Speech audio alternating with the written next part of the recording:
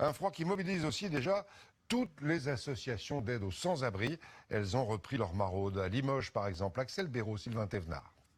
Allez Michel, à nous alors. À nous. Qu'est-ce que vous voulez? Ils ont prévu de la soupe, du café, mais aussi des couvertures et des habits chauds. Il fait 8 degrés cette nuit-là à Limoges. Alors ces bénévoles de la Croix-Rouge sont venus apporter à Michel de quoi se réchauffer et surtout un peu de chaleur humaine. Ça fait du réconfort déjà. Ça amène du réconfort. On voit qu'on n'est pas oublié quand même. Comme Michel, beaucoup dorment dans la rue et lorsqu'ils demandent un hébergement d'urgence.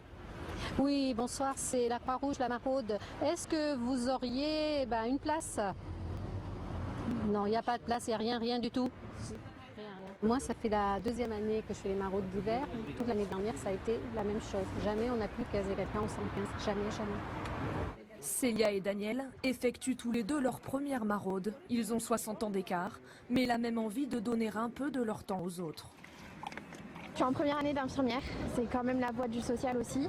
Et comme on touche toutes les populations, j'avais envie d'être active aussi avec des populations que je ne vois pas forcément quand je vais à l'hôpital. Des populations avec lesquelles les bénévoles essaient de recréer du lien social. Ça rassure un peu d'une certaine manière. On existe, c'est tout. La Croix-Rouge de Limoges assure 2 maraudes par semaine. Les autres jours, d'autres associations prennent le relais pour adoucir un peu le quotidien des plus démunis. Voilà, plus de place pour les sans-abri, mais en même temps, les centres pour migrants continuent à ouvrir partout en France. Ouverture aujourd'hui d'un centre humanitaire. On en voit quelques images pour héberger 400 hommes porte de la Chapelle à Paris. La mairie prévoit de 50 à 80 arrivées par jour. Centre très provisoire pour les héberger quelques jours avant de les orienter ailleurs.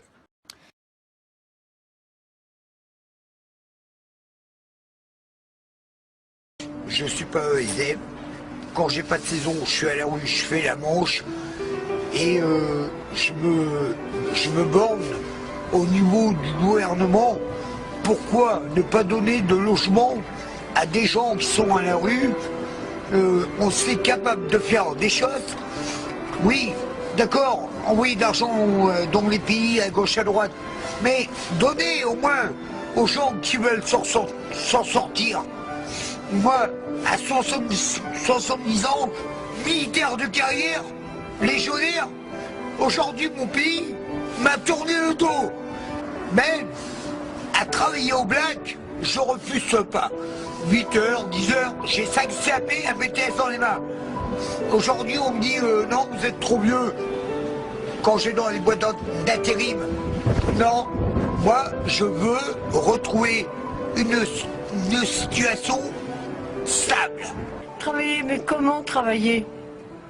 Quand vous êtes dans la rue, comment travailler? Vous êtes comment? Hein? Vous êtes pas bien? Vous n'êtes pas bien dans votre tête? Vous n'êtes pas bien dans votre peau? Vous n'êtes pas bien dans vos affaires? Alors, allez travailler où? Où? Exactement. On t'envoie balader, t'as pas de logement. Comment tu veux revenir sur le système du travail? Comment tu veux travailler, dormir dehors? Comment savoir se réveiller? Comment savoir se laver tous les jours? Savoir se présenter à l'employeur? Cela n'est pas facile. C'est toute une vie sans chaîne. Ça veut dire, pour moi, tu prends une chaîne, si t'as pas le dernier maillot, jamais tu pourras t'en sortir. Voilà. Je donne même, moi-même, étant SDF, sans rien du tout, sans domicile fixe, sans rien du tout, et je donne encore 20 centimes. 20 centimes. Qu'est-ce que c'est que 20 centimes donnés à une personne? Maintenant, si les politiciens ne sont pas capables de répondre, je voudrais bien que quelqu'un sort de son cercueil, ça serait Monsieur Coluche, Monsieur Colucci qui est mon ami, et lui qui a brodé les ruisseaux du cœur pour donner la nourriture aux pauvres, qui a créé des maisons pour les gens dans la misère. Donc je voudrais que Sarkozy vienne nous voir un jour, et là on verra la vérité en face. Moi j'en ai ras-le-bol pour des cons. Voilà. Convivialité au niveau de tout le monde, au niveau de tous les passants, de toutes les personnes.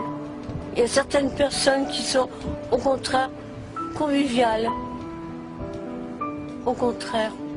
Et encore, des fois même, c'est des personnes qui comprennent ce que vivent les gens. Mais des personnes qui ne savent pas exactement ce que c'est que de vivre, donc on appelle ça dans un trottoir, de vivre carrément dans la rue. Mesdemoiselles et messieurs, j'espère qu'un jour ou l'autre, ne serait-ce que même pour vos enfants, que vous n'aurez jamais ce problème que j'ai à l'heure actuellement avec moi et mon mari. Et éventuellement, je peux vous assurer que c'est dur de vivre dans la rue. Je le souhaite à personne. Sur n'importe quelle personne, je le souhaite à personne.